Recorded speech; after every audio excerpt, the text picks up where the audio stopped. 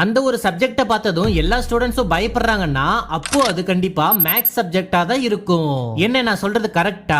Students எல்லாரும் maths ஒரு ப்ராப்ளமா பார்த்துட்டு அது என்னாலலாம் பண்ண முடியாது, அது ஏதோ ஸ்பெஷல் டேலண்ட் இருக்கிற ஸ்டூடெண்ட்ஸ் எல்லாம் மட்டும் தான் பண்ண முடியும்னு நினைக்கிறாங்க.